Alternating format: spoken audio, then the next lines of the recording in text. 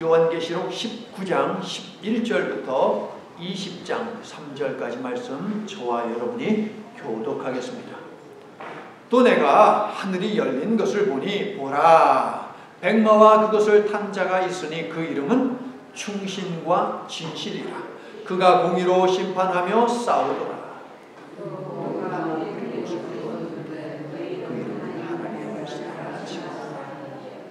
그 옷과 그 다리에 이름을 쓴 것이 있으니 만왕의 왕이요 만주의 주라 하였더라.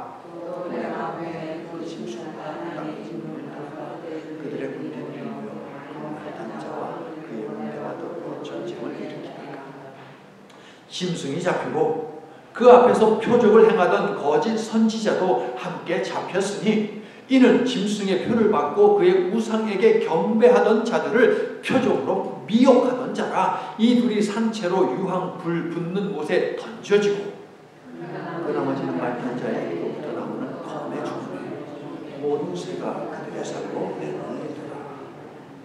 또 내가 봄에 천사가 무적행의 열쇠와 큰 쇠사슬을 그의 손에 가지고 하늘로부터 내려와서 용자니 곧 옛뱀이요 마귀요 사탄 잡아서 쫓는 결박하여 3절을 함께합니다. 무적에게 던져 넣어 잠그고 그 위에 임봉하여 천년이 찼도록 다시는 만국을 미혹하지 못하게 하였는데 그 후에는 반드시 잠깐 노일이라. 아멘. 자, 여러분, 삼위일체 하나님이라는 말을 들어보셨습니까? 삼위일체. 삼위일체. 셋인데 하나의 몸이라는 뜻이죠. 삼위일체니까. 그러면 누구가 하나라는 것입니까? 예, 하나님, 예수님, 성령님이 한 분이시며 삼위일체 하나님은 지금까지 우리의 구원을 위해서, 회복을 위해서 일하고 계심을 여러분 믿습니까? 사탄은요, 바다 짐승과 육지 짐승과 더불어서 자꾸 하나님을 흉내내요. 모방합니다. 그래서 삼위일체 하나님, 이것도 모방을 합니다. 그래서 사탄, 바다 짐승, 육지 짐승, 이 세 가지가 한 몸으로 활동을 하는데 무엇을 위해서 그들은 일을 하느냐? 사람들을 미혹시켜서 하나님을 믿지 못하게 하고 믿는 사람들을 믿음에서 나오게 해서 하나님에게서 멀어지게 하는 일을 하고 있는 것이 바로 이 사탄의 삼위일체. 이름을 붙이자면 짝퉁 삼위일체가 하는 일이 되겠습니다. 오늘 말씀은요, 이 거짓 짝퉁 삼위일체와 그들을 추종하는 자들이 어떻게 되는지에 대해서 알려주고 있는 말씀이에요. 성도 여러분, 비참하고 끔찍한 멸망이 그들을 기다리고 있음을 확인하면서 나는 하나님을 향한 믿음을 굳세게 하리라 라고 결단할 수 있는 말씀의 시간이 되기를 예수님의 이름으로 축원합니다. 자, 하늘에 가득 찬 할렐루야 아멘 찬송을 듣고 어린 양 혼인잔치를 직접 목격한 사도 요한은 자기도 모르게 찬양이 막 흘러나왔을 것이에요. 할렐루야 아멘 할렐루야 아멘 할렐루야 아멘 할렐루야 아멘 하면서 막 찬양이 흘러나왔을 거예요. 그때 갑자기 하늘이 쫙 열리더니 또 다른 황홀한, 아니 더 황홀한 모습이 쫙 보이는 거예요. 여러분, 혹시 소녀 시절에 백마탄 왕자님이 나를 찾아올 거야 라고 그렇게 동화처럼 생각을 해보신 적이 있습니까? 동화 속에서만 등장하던 거잖아요. 백마탄 왕자님이 쫙 나와가지고 나랑 결혼해 주겠어요 그렇게 말하는 거 혹시 상상해 보셨습니까? 오늘 말씀을 보니까 이것이, 이런 꿈 같은 이야기가 현실화되는 것이 오늘 말씀에 적혀 있어요. 11절을 보니까 그렇지요. 백마탄 왕자님이 나타나셨습니다.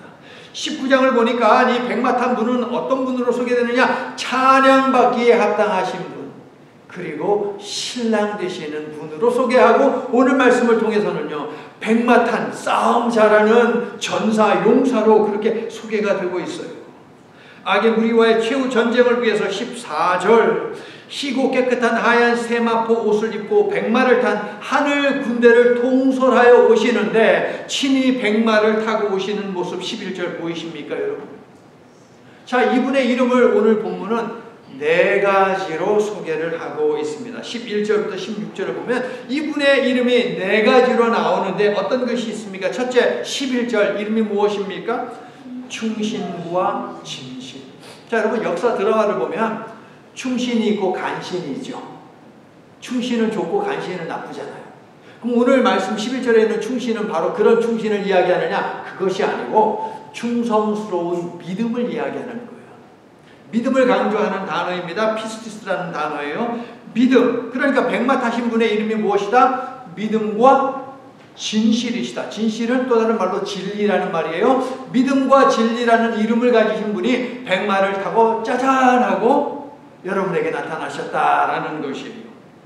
자, 그러면 믿음과 진실이라는 이름은 무엇을 보여주느냐? 최후의 전쟁을 이끌 만한 자격이 있다 하는 것을 보여주는 것이죠. 신실하시고 진실되시다. 이분은 심판주이시며 무엇을 위해서 싸우시냐? 불의를 심판하여 공의를 실현시키기 위해서 싸우신다라고 11절이 우리들에게 알려주고 있습니다. 자, 12절을 보니까 두 번째 이름이 있습니다. 그 이름은 무엇입니까? 12절 오직 그분만이 아는 이름이라고 되어 있어요. 그러니까 알 수 없는 이름이 있습니다. 그런데 추가적으로 적고 있습니다. 불꽃 같은 눈으로 뭐 하는 거예요? 눈 가지고 뭐 합니까, 여러분? 보잖아요. 불꽃 같은 눈으로 감찰하시고, 그 다음 또 뭐예요? 많은 관을 쓰고 있다는 건 뭐예요? 통치한다라는 것을 강조하시오. 그러면 많은 눈을 가지고 감찰하고 많은 왕관을 쓰고서 통치하시는 이분에게 어울리는 이름은 무엇일까? 오늘 말씀에는 이름을 아무도 모른다라고 했지만은 여기에 맞는 이름이 무엇일까라고 한번 곰곰이 생각을 해보니까 하갈이지 않습니까? 하갈, 아브라함의 첩. 하갈에게 나타난 하나님이 어떤 하나님이었죠? 나를 살피시는 하나님. 그래서 엘로이입니다.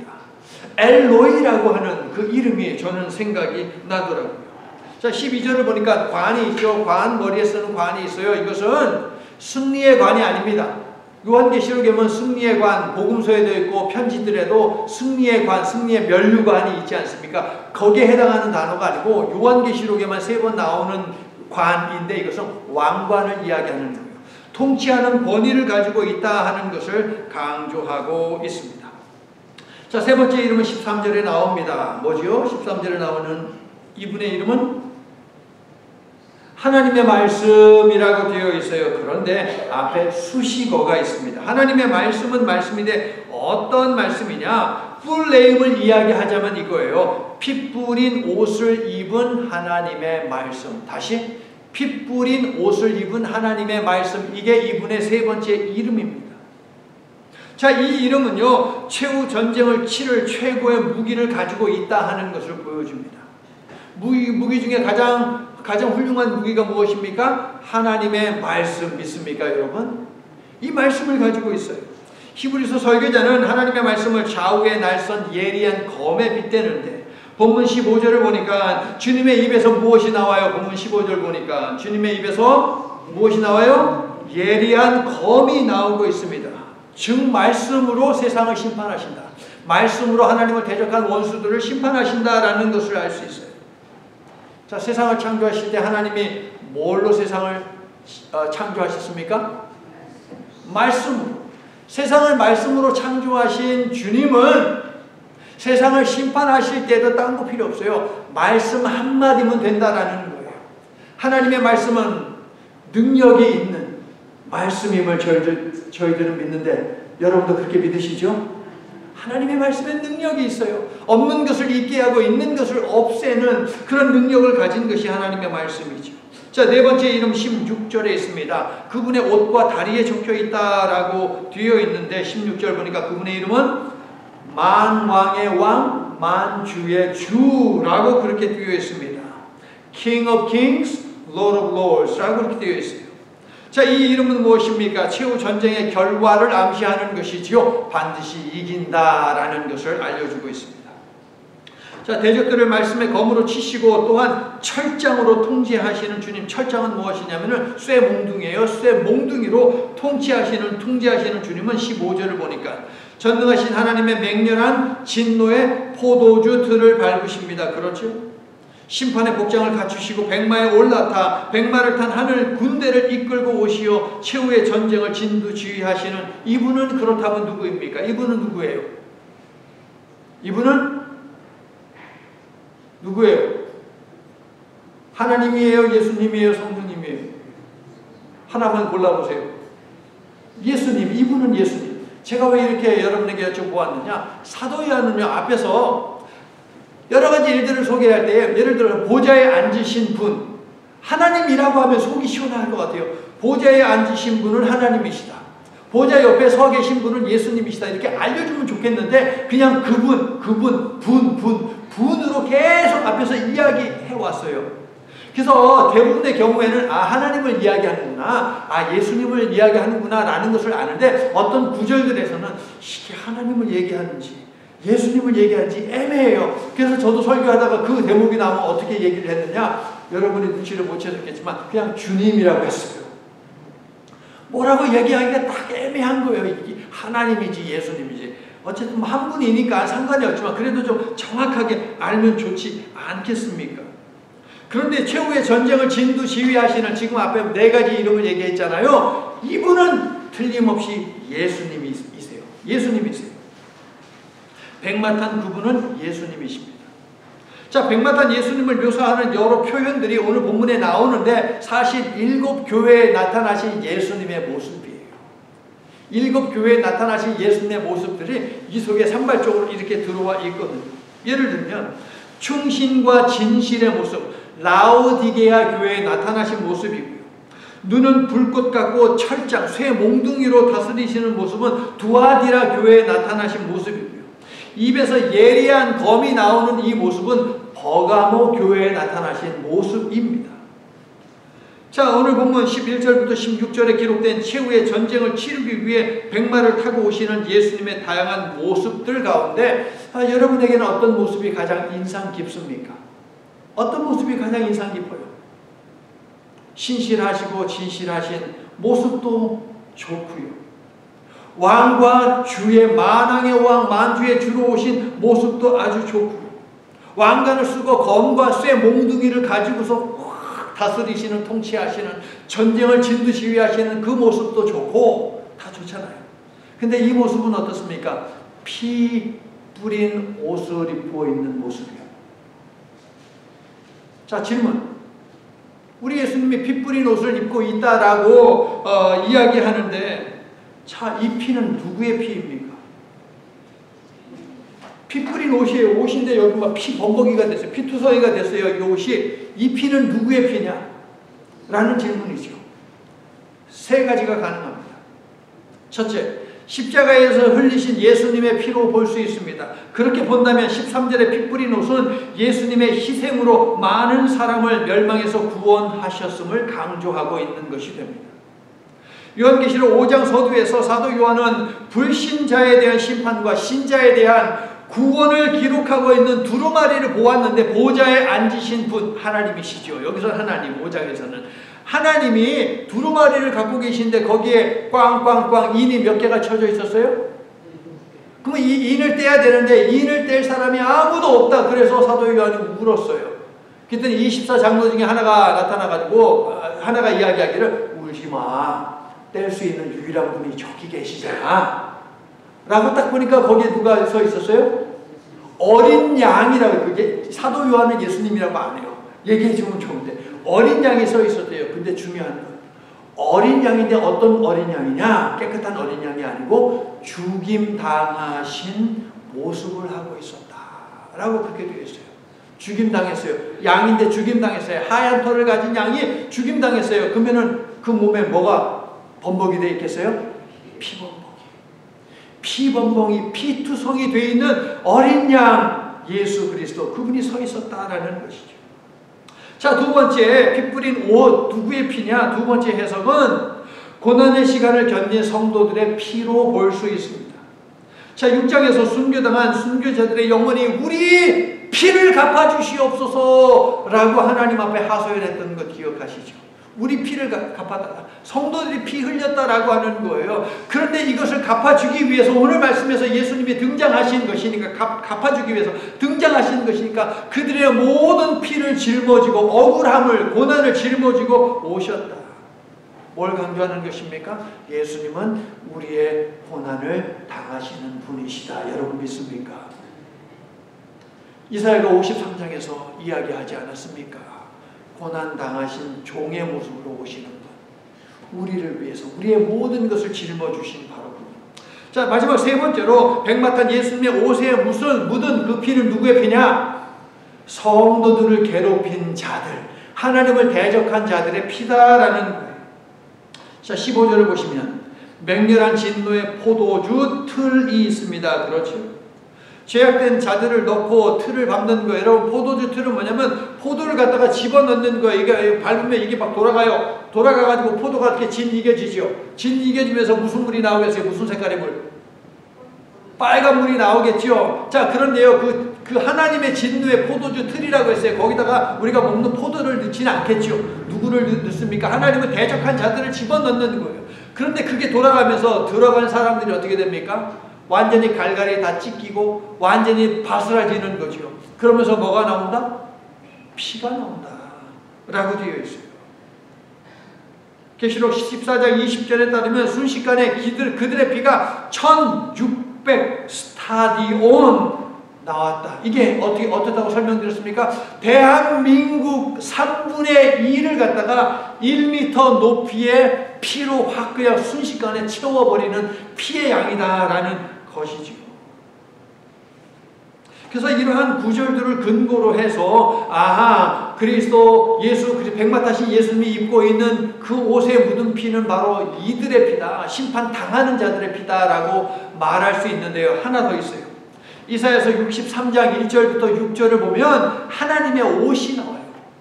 이사야서 63장 1절부터 6절에 하나님의 옷이 있는데 이 옷이 바로 오늘 말씀에 나오는 옷의 예언이다라고 그렇게 학자들이 보고 있습니다. 많은 학자들이 그렇게 보고 있어요. 그러면 이사야서 63장 1절부터 6절에 있는 그 옷은 어떤 옷이냐? 이런 옷이에요. 심판의 대상자를 진노의 포도주 틀에 넣어서 죽이시는 모습인데요. 그때 그들의 피가, 심판당하는 자들의 피가 튀어가지고 하나님이 입고 있는 하얀 옷이 그들의 피로 물들었다라는 것이 이사야서 63장 1절부터 6절에 나와 있는 내용이거든요. 특별히 4절에 보면 그 내용이 나와요. 그러니까 백성을 구원하기 위해 반드시 원수를 심판하고 있는 모습이 강조된 것이 바로 이 해석이 되겠습니다. 자, 정리를 하자면 예수님이 입고 있는 피 뿌린 옷은 구원을 위해 십자가에서 피를 쏟아내고 죽이신 어린 양 예수님이 이제 구원의 완성을 위해 믿음의 사람들을 구원하심으로 그들의 억울한 피를 신원해 주시고 믿지 않는 자들과 믿지 않도록 만든 어둠의 권세를 피 흘려 응징하기 위해 심판주로 나서신 모습을 강조하고 있다. 이게 바로 피 뿌린 옷을 입고 계시는 주님이다. 도구는 무엇이다? 말씀. 하나님의 말씀으로 이렇게 만드신다라는 것입니다. 성도 여러분, 어린 양의 신부로서 하얀 세마포 옷을 입고 할렐루야 아멘 찬송을 불러야 하는 이유가 명확해지지 않습니까? 이 진노의 포도주 틀에 우리가 들어가면 안 되잖아요. 이 끔찍한 포도주 틀 말입니다. 주님의 이름을 모독한 자들은 모두 심판받아 멸망하게 되니 우리는 그리스도의 신부답게 신실하고 진실하시며 자신의 몸에서 물과 피를 다 쏟아 죄인들을 구원하시고 말씀으로 세상을 심판하실 만왕의 왕 만주의 주 예수님의 이름을 합당하게 찬양하며 살고 또한 마침내 구원잔치에 모두 다 참여할 수 있기를 예수님의 이름으로 간절히 축원합니다. 자, 19장 1절부터 10절에 지난주 말씀 무엇이 있었습니까? 할렐루야 아멘 찬송이 있었어요. 그렇죠? 할렐루야 아멘 찬송이 있었고 그 다음에 신부가 있었습니다. 어린 양의 신부가 있었죠. 오늘 말씀도 역시 마찬가지예요. 초반에 백마탄 왕자님이 짜잔하고 나타나니까 이분을 향해서 할렐루야 아멘 찬송이 저절로 울려 퍼질 수밖에 없어요. 그리고 이어지는 말씀에 무엇이 등장합니까? 역시 신부가 등장을 하게 됩니다. 결혼잔치가 있었고 그 다음에 또 다른 잔치가 오늘 말씀에 있습니다. 어린 양의 신부를 초대하는 잔치는 어떤 잔치입니까? 구원의 잔치요 생명의 잔치입니다. 맞습니까? 그러니까 19장 1절부터 10절의 후반부에 잔치가 있었는데 이 잔치는 어린 양의 혼인잔치였습니다. 그렇죠? 기쁨의 잔치입니다. 즐거움의 잔치입니다. 생명력 넘치는 잔치입니다. 그런데 오늘 본문 두 번째 이야기에 담겨있는 잔치, 이 또 다른 잔치는 어떤 잔치입니까? 세상의 모든 새들을 초대한 새들의 잔치입니다. 희한하죠? 새들의 잔치. 새들이 왜 왔을까? 잔치집에는 먹을 것이 많지요. 그죠? 얼마나 먹을 것이 많이 있으면 세상에 존재하는 모든 새들을 불러 모으는 잔치입니다. 그러면 먹잇감은 무엇입니까? 사람들의 살. 어휴, 끔찍하지 않습니까, 여러분? 어린 양의 신부와 짐승의 음녀가 맞이하는 극단적으로 다른 두 운명이 보이지 않습니까? 짝퉁 삼위일체인 용과 바다 짐승과 육지 짐승이 더러운 악령을 각각 토해내서 이 악령은 어떤 모습과 같다라고 이야기했습니까? 개구리 모양을 한 더러운 악령들, 이것을 토해내서 온 천하의 왕들을 어디로 불러 모았습니까? 아마겟돈으로 불러 모았습니다. 아마겟돈은 무슨 뜻? 무깃도의 언덕. 무깃도, 구약시대에 유명했던 장소. 무깃도의 언덕으로 불러 모읍니다. 16장 12절부터 16절이 알려준 내용인데 목적은 무엇입니까? 삼위일체 하나님의 맞서기 위함입니다. 16장 14절은 이렇게 적고 있어요. 새 더러운 귀신의 영들이 전능하신 하나님의 큰 날에 있을 전쟁을 위하여 온 천하 왕들을 찾아 모았다. 자, 그럼 전능하신 하나님의 큰 날이 어떤 날입니까? 극단적으로 다른 두 잔치, 즉 성도들을 위한 어린 양의 결혼식과 하나님을 거역한 자들을 위한 장례식이 있는 날입니다. 주님께서는 이 날을 위해 본문 17절 세상의 모든 새들을 불러 모으시고 18절 하나님을 대적한 왕들, 장군들, 장사들 등등등 짝퉁 삼위일체를 추종한 모든 자들을 21절 자신의 입에서 나오는 검으로 모두 죽이신 후에 초청한 새들로 하여금 그들의 살을 전부 다 물어뜯어 먹게 만드십니다. 자, 그러면 사람들을 미혹시켜 하나님을 믿지 않게 하고 떠나게 하고 대적하게 만든 짝퉁 삼위일체는 어떻게 되는 것입니까? 19절을 보니까 짐승이 있죠. 19절 큰 붉은 용, 즉 사탄 마귀로부터 권세를 받은 짐승입니다. 이 짐승을 어떻게 불러요? 바다 짐승. 바다에서 올라온 짐승입니다. 19절의 짐승은 바다 짐승이에요.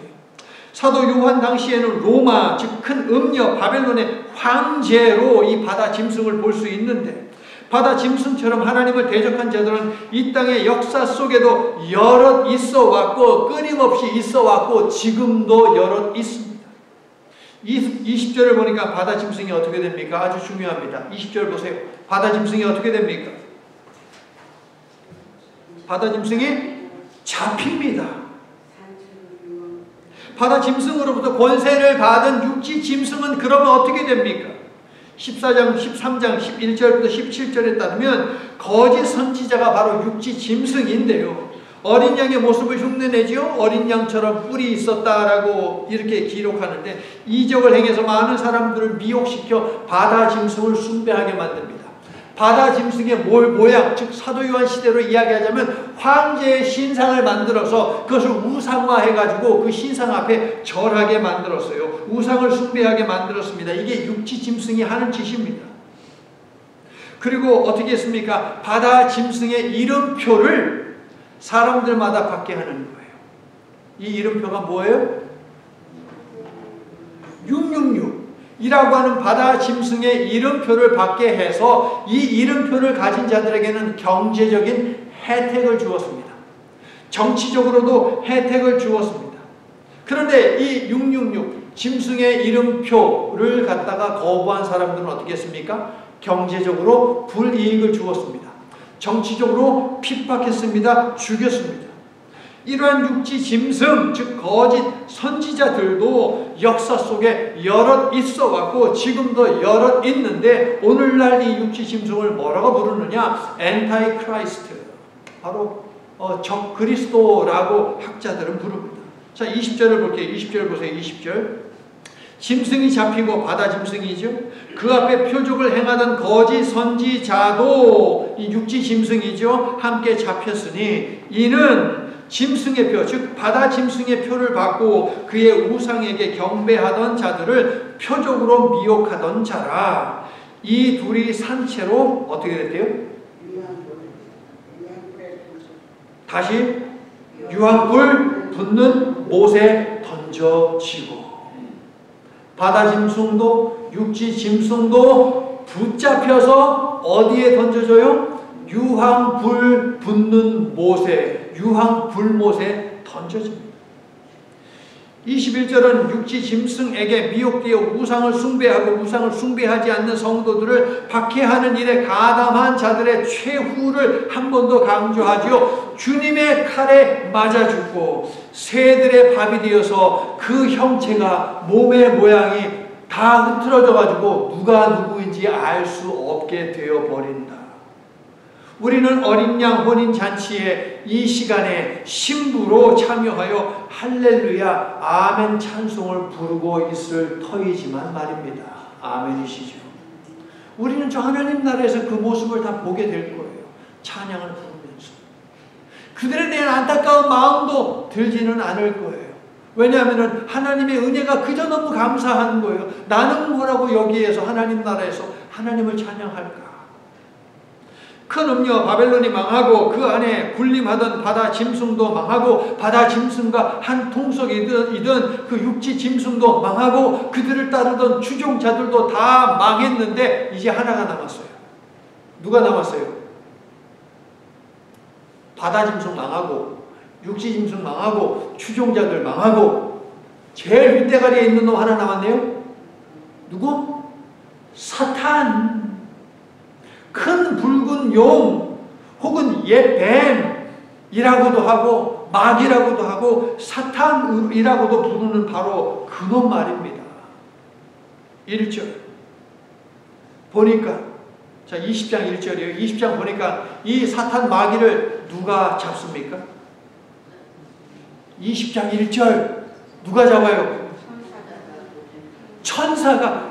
아주 중요한 대목이에요. 예수님이 잡는 게 아니고 예수님이 천사시켜서 잡는 거예요. 근데 이 천사라고 되어 있는 이 단어 앞에 힘센 천사라고 나와요, 안 나와요? 안 나와요. 다른 데 앞에서는 힘센 천사 있었어요. 힘센 천사 있었거든요. 그런데요, 사탄은요, 힘센 천사도 필요 없어요. 일반 천사들 중에 하나 명령해가지고 사탄 잡아라 그러면 사탄이 꼼짝없이 잡히네요. 저항도 해보지 못하고 말입니다. 사랑하는 성도 여러분, 사탄이 대단한 것 같지만 제한된 시간만큼 동안만이에요.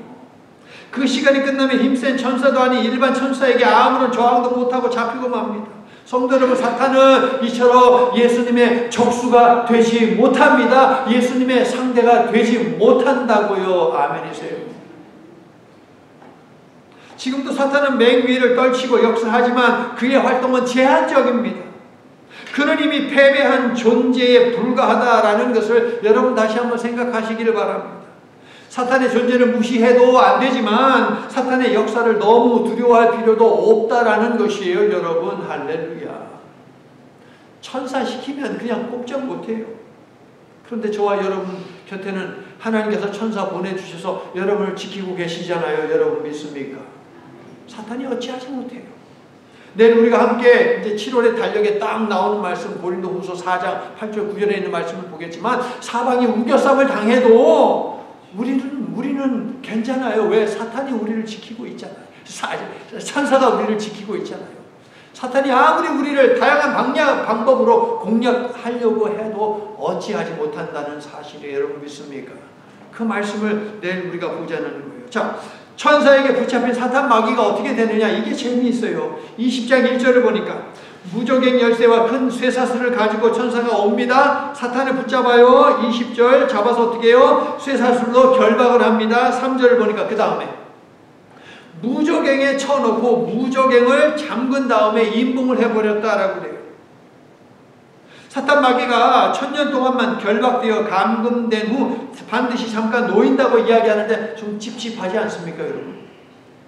바다 짐승과 육지 짐승은 저 유황 불못에 던져 넣었는데 왜 사탄은 던져놓지 않고 무적행에 보내가지고 잠시 동안 거기에 있게 하고 그 다음에 풀려나게 하냐 이 말이에요, 여러분. 여러분도 그렇게 좀 찝찝하지 않습니까, 여러분? 죄의 근원지이며 모든 악의 우두머리인 사탄은 왜 망하지 않는 것입니까? 라는 생각이 든다면 20장 조금 더 쭉 내려가서 10절을 저와 여러분이 함께 20장 10절을 읽을게요. 시작. 또 그들을 미혹하는 마귀가 불과 유황못에 던져지니 거기는 그 짐승과 거짓 선지자도 있어 그 다음에 세세토록 밤낮 괴로움을 받으리라. 사탄 마귀 결국 어떻게 된대요? 유황불못에 똑같이 던져진대요. 15절을 보니까 여러분 우리가 봐야 하는 것 15절을 보니까 생명책에 기록되지 못한 모든 자들도 어떻게 된대요? 불못에 던져진대요. 그러니까 모든 악의 세력과 악의 세력을 추종하는 인간들이 가는 곳이 어디냐? 불못이다 라는 거예요. 그렇습니다. 하나님을 대적하는 악한 자도 악한 영도 반드시 망하게 되어 있습니다. 14절을 보면 죄악이 낳은 결과물인 사망도 음부도 불못에 던져진다. 14절 보이십니까 여러분? 2장 14절. 성도 여러분, 결론은 이미 나와 있습니다. 답은 이미 정해져 있다고요.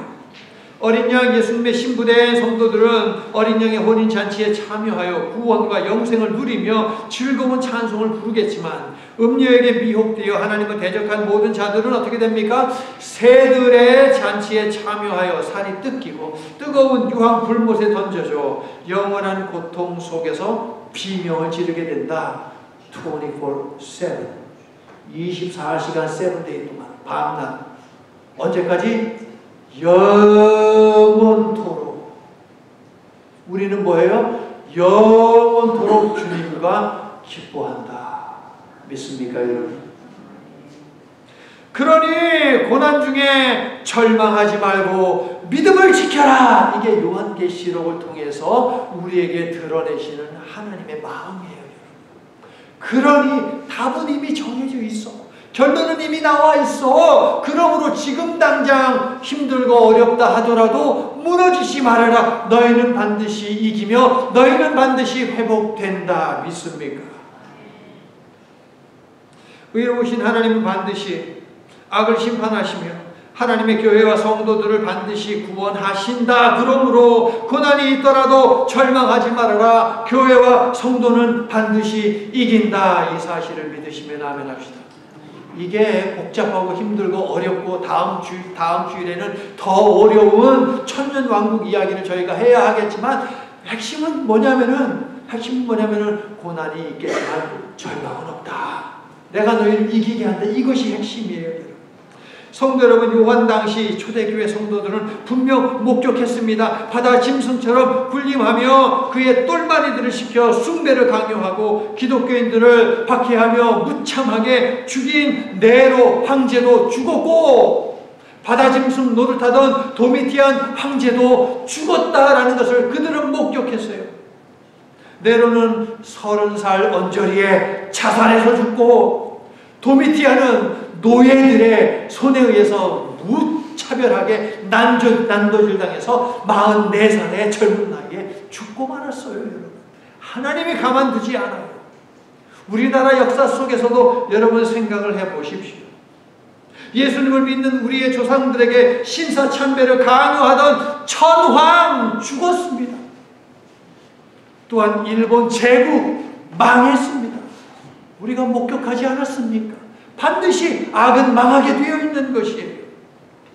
오늘 본문이 담긴 요한계시록 19장은 악은 반드시 비참하게 망한다는 것을 목도한 초대교회 성도들과 우리들에게 모든 악의 수개요 우리에게 고통을 주는 사탄 마귀도 반드시 망하니 사탄 마귀의 음료로 살지 말고 어린 양 예수의 신부로 살 것을 촉구하고 있습니다. 초대교회 성도들처럼 여러분도 이 결단 촉구에 대해서 아멘이십니까? 성도 여러분, 하늘 군대가 되어 예수님의 뒤를 따르기 위해 우리는 지금 이 땅에서 신실한 주의 군사가 되어 영적 싸움을 잘 싸워야 합니다. 시련이 있더라도 역경이 있더라도 주님을 따라 십자가의 길을 걸어 영원한 승리와 영광의 대열에 서게 되는 우리 모두가 되기를 예수님의 이름으로 간절히 축원합니다. 이제 말씀을 마칩니다. 두 극단적으로 다른 두 운명, 극단적으로 다른 두 운명. 하나님 백성의 운명과 짐승과 거짓 선지자를 따르는 백성의 운명은 정반대로 갈립니다. 주목해야 하는 것은 무엇이냐? 두 운명을 가르는 기준점은 왕의 왕 되시어 다시 오실 예수님이라는 점입니다. 예수님이 역사의 중심이시지 로마 혹은 그 이전과 그 이후에 나타난 그 어떠한 힘센 제국도, 제국의 황제들도, 사탄도 역사의 중심이 아니라는 것입니다. 여러분 아멘이십니까? 그것들은 무엇입니까? 실상 모조품에 지나지 않습니다. 짝퉁이에요. 그림자일 뿐입니다. 여러분에게 왕과 주인은 오직 한 분, 재림하시는 예수님이십니까? 극단적으로 다른 두 운명을 가르는 절대적인 기준은 재림 예수님이십니다. 예수께서 재림하실 때 운명의 대역전이 일어나는데, 성도 여러분, 우리에게 진실로 소중한 것은 무엇이냐? 바로 절대 기준인, 절대적인 기준이 누구인지를 순간순간 확인하며 살아가는 것입니다. 여러분의 운명이 어린 양의 혼인잔치에 신부로 참여하는 것이라 믿는다면 재림하시는 예수님이 절대 기준이 되게 하여 모든 일을 판단할 때마다 코람데오, 주님 앞에서, 하나님 앞에서, 예수님 앞에서 하시기를 바랍니다. 진정한 승리는 세상이 손들어 주는 자가 아니라 주님이 손들어 주는 자가 아니겠습니까? 구원과 영생이 우리의 운명이니 천상의 성가대에 서서 할렐루야 아멘 찬송을 함께 부르게 되기를 우리 모두의 신랑 되시는 예수님의 이름으로 간절히 축원합니다. 아멘. 하나님, 고난당하던 일곱 교회의 다양한 모습으로 나타나셔서 교회의 구원과 세상의 심판을 약속하신 예수님은 약속을 지키는 분이심을 오늘 말씀을 통해 다시 한번 확인합니다. 그리고 세상은 짐승에게 경배한 자를 살리고 예수님을 믿는 사람을 죽였지만 예수께서 재림하시면 대반전이 이루어짐도 한 번 더 확인합니다. 짐승에게 경배한 자들은 심판하여 멸해버리시고 예수님을 경배한 자들은 영생을 누리게 하시는 그 대반전 말입니다. 지금 우리의 삶 가운데 예수님의 개입이 불러오는 대반전을 필요로 하는 성도들이 많이 있습니다. 하나님이시여, 질병 때문에 치료가 필요한 자 건강을 회복시켜 주시옵소서. 우울증 때문에 스스로를 가두고 사는 인생들은 기쁨이 회복되어 주님의 성전을 찾도록 만져주시옵소서. 아기를 원하는 부부마다 아기를 얻도록 허락해 주시옵소서. 무료한 인생은 활기찬 인생이 되게 하시며 어려운 사업에는 회복과 번영이 있도록 축복해 주시옵소서. 주님의 개입과 대전환의 은혜가 우리가 사는 이 땅에서 사는 동안에도 지속적으로 일어나도록 역사해 주시옵기를 간절히 소원하올 때에 예수 그리스도의 이름으로 간절히 기도드립니다. 아멘. 이제는 모든 믿는 자들을 신부로 삼아주신 신실하고 진실하신 어린 양 예수님의 만극하신 은혜와 아들 예수님을 우리에게 보내시기 한참 전부터 자신의 백성을 신부로 불러주시고 신부로 대해주신 하나님 아버지의 한결같으신 사랑과 두 양 극단의 운명 사이에서 언제나 어린 양의 신부로 살도록 지혜로운 인도와 용맹스러운 보호로 우리를 도우시는 보혜사 성령님의 교제가 거룩한 신부로서 성전을 찾아 주의를 지키며 예배하는 모든 성도들 위해 저들이 살면서 경험하는 모든 일들과 그 일들을 거룩한 향기로 올려드리는 저들의 기도 위에 이제로부터 영원토록 함께해 주시옵기를 간절히 축원하옵나이다. 아멘.